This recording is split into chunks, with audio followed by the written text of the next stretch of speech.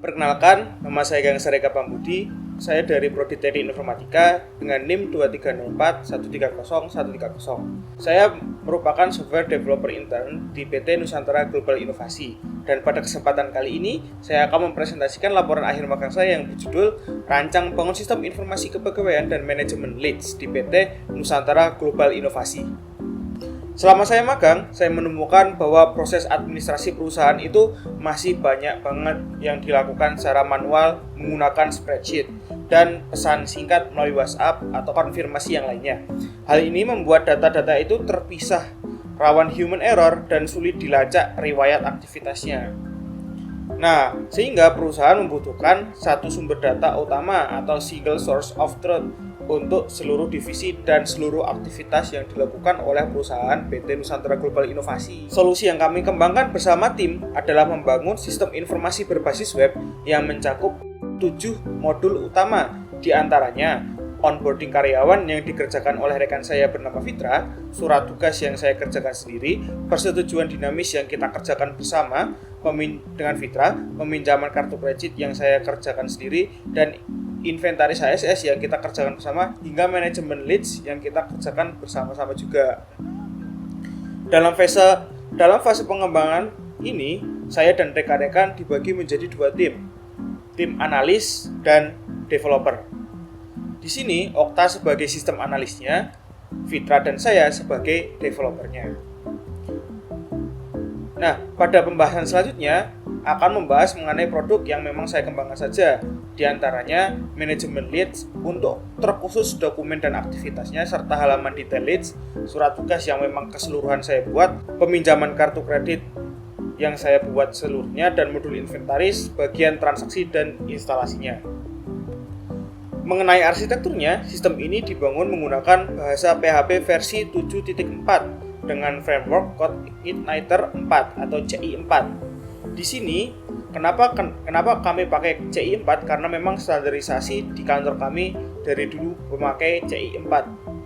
Dengan versi PHP pada saat project itu dibuat, yaitu menggunakan PHP versi 7.4. Di sini arsitektur yang kita pakai yaitu HMVC, yang dimana harapannya agar struktur kode menjadi lebih modular dan sangat rapi ketika aplikasinya membesar, sehingga dalam pengembangannya kami hanya perlu mengubah bagian di modul tertentu saja tanpa mengubah bagian yang lainnya.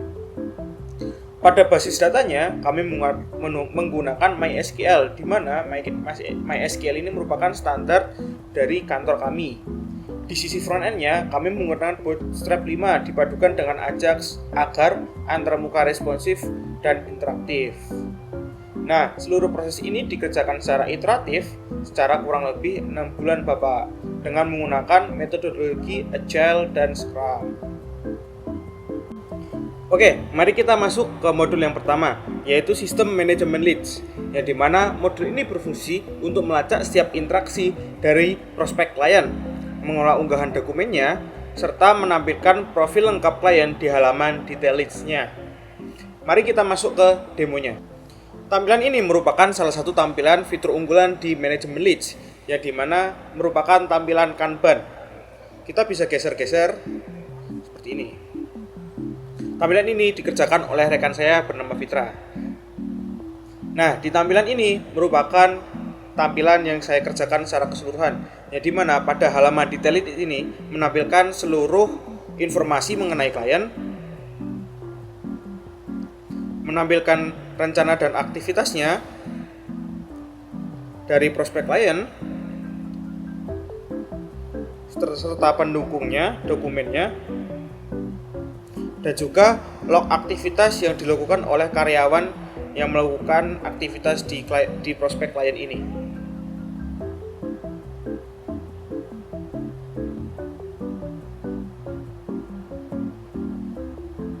Di sini, user bisa menambahkan aktivitas serta menambahkan dokumen pendukung pada setiap prospek atau setiap kegiatan dengan klien. Di manajemen leads ini juga ada tampilan dashboard leads, yang dimana menampilkan analisis leads-nya, matrix leads-nya, target closing, tanggal mengenai timeline yang harus dilakukan, rencana aktivitas, serta analitik dan alasan lead gagalnya. Yang kedua adalah modul surat tugas. Sebelumnya pembuatan surat tugas ini sangatlah manual, sehingga saya mengembangkan fitur template engine berbasis string replacement yang memberikan fleksibilitas tinggi pada format surat tugas. Sehingga karyawan ketika membutuhkan surat tugas, mereka tidak perlu lagi untuk mengkontak karyawan yang biasanya membuat surat, tapi mereka bisa membuat sendiri mengenai surat tugasnya. Nah, di sini merupakan halaman template, di mana halaman untuk membuat template surat sesuai keinginannya. Tapi perlu diketahui, pembuatan template surat ini juga perlu standarisasi, yang dimana template surat untuk karyawan biasa itu hanya template dirinya sendiri. Tapi kalau untuk role-role tertentu seperti HR atau admin, dia bisa membuat template suratnya menjadi publik. Seperti itu. Setelah kita membuat template surat, user bisa langsung membuat suratnya dan bisa memilih template di sini.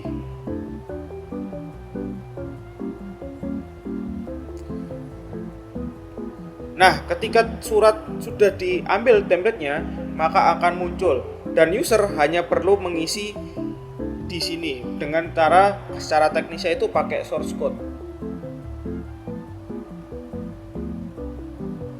Setelah semuanya finalisasi, maka user bisa melakukan ajukan tanda tangan.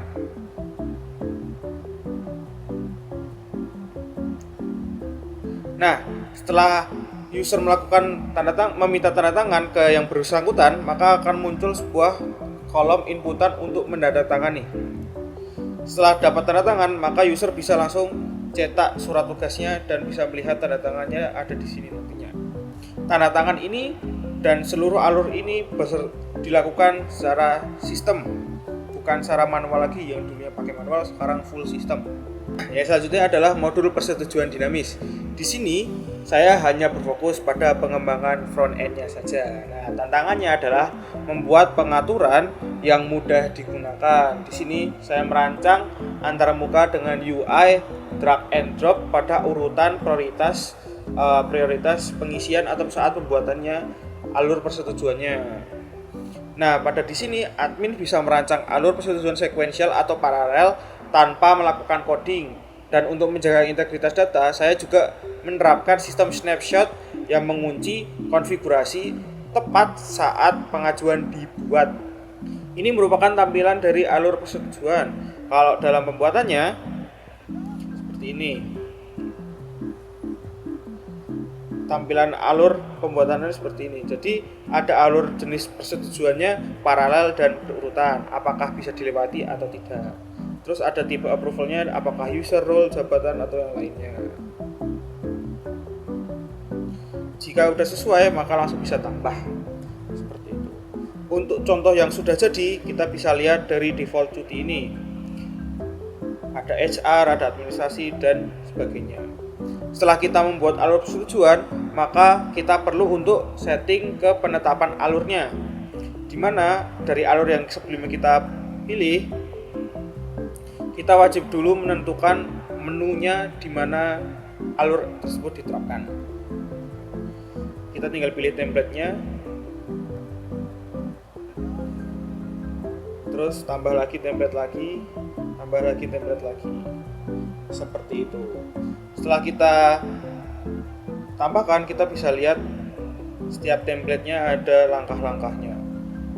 Nah, yang keempat adalah modul peminjaman kartu kredit, di mana saya mengerjakan ini secara full stack, dan modul ini mencakup manajemen kartu, pengajuan peminjaman, hingga pelaporan pertanggungjawaban secara digital. Fitur di sini yang paling krusial adalah auto matching engine-nya. Jadi, ketika di Finance mengimpor data CSV atau dari data mutasi banknya, algoritmanya akan mencocokkan otomatis dari mutasi tersebut dengan PJ karyawan berdasarkan 3 parameter, yaitu nomor kartu, tanggal, dan nominalnya. Hasilnya bisa dilihat nanti pas kita demo. Mari kita cek di demonya. Ini merupakan tampilan dari manajemen kartu kredit, di mana tempat untuk pembuatan kartu kredit atau rekeningnya. Nah, di mana di kantor kami ada kartu kredit dan rekening yang berbeda-beda, sehingga kita perlu manajemen keduanya. Selanjutnya ada bagian dari peminjaman kartu kredit, ya di mana peminjaman ini merupakan tampilan untuk staff finance menentukan siapa yang memegang kartu kredit tersebut, di mana nanti dari staff yang bersangkutan atau yang meminjam akan memasukkan sebuah pertanggungjawabannya, seperti itu. Pada contohnya kita bisa lihat dari detail Fitra Margardana. Dia kemarin membeli dashcam front and rear set dengan harga 2,8 juta dan saldonya 10 juta. Seperti ini. Selanjutnya mutasi rekening merupakan tampilan di mana staff finance itu memasukkan mutasi rekeningnya. Nah, setelah mutasi rekening dimasukkan, maka kita perlu melakukan rekonsiliasi di sini. Karena rekonsiliasi sudah berhasil dilakukan, maka kita bisa cek rekonsiliasinya ada di bagian riwayat rekonsiliasi. Ketika ada suatu hal yang janggal seperti kurang deskripsi atau yang lainnya, maka akan muncul tanda merah seperti ini. Jika ada revisi, maka juga akan ada penanda seperti ini. Nah, modul yang terakhir adalah modul inventaris. Di sini saya bekerjanya di bagian transaksi inventaris untuk masuk, keluar, transfer hingga pinjam, dan juga untuk instalasi itemnya. Nah, pada saat operasionalnya atau operasional lapangannya, teknisi itu menggunakan form instalasi, di mana selama proses ini item-itemnya tersebut ketika dia akan diinstalasi, maka status itemnya juga akan berubah seperti menjadi status in transit namanya. Dan status ini akan diperbarui statusnya ketika posisinya lagi draft atau yang lain. Ini merupakan tampilan paling dasar ketika user awal membuat sebuah item di inventaris, yang dimana user itu wajib membuat item dulu ketika sebelum melakukan transaksionalnya. Setelah itu, ketika user setelah membuat manajemen item, user perlu memasukkan atau mencatat barangnya dulu. Contoh kita melakukan pembelian, maka kita perlu melakukan sebuah transaksi yaitu masuk pembelian, masukkan tujuannya, serta memasukkan itemnya yang sudah kita data sebelumnya.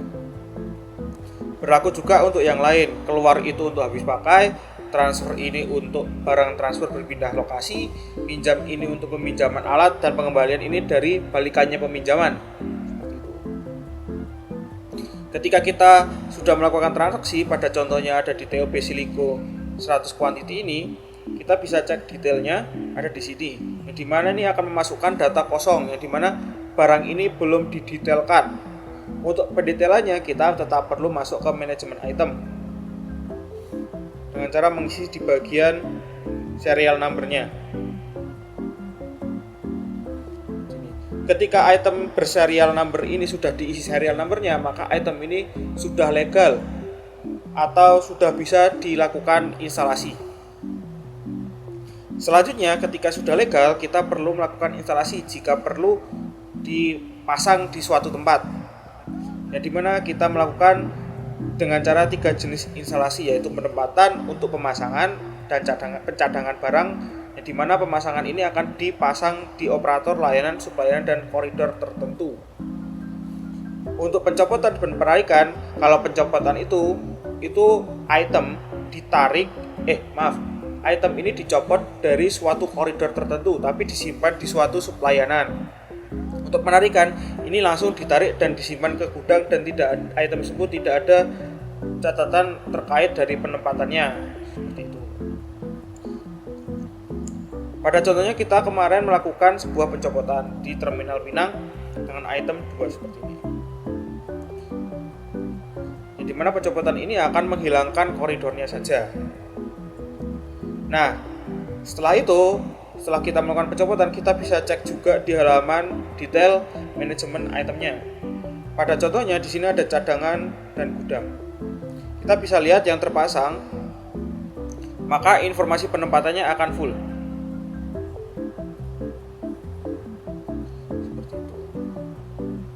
Nah, di item ini juga maka bisa dilihat riwayat instalasinya dan juga riwayat transaksinya, sehingga item ini bisa di-tracking dari awal dia lahir ke akhir hayatnya. Seperti itu. Nah, sebagai kesimpulan, seluruh modul yang sudah kita buat dan kita presentasikan telah diuji menggunakan skenario black box testing, yang hasilnya menunjukkan bahwa sistem ini bisa stabil dan konsisten. Dalam kurun waktu 6 bulan, proyek ini berhasil membangun 7 modul dengan lebih dari 70 tabel basis data. Harapannya digitalisasi ini membuat operasional PT NGI menjadi semakin efisien dan rekam jejak auditnya semakin valid. Nah, demikian presentasi saya. Terima kasih banyak atas waktunya. Saya izin pamit undur diri. Assalamualaikum warahmatullahi wabarakatuh.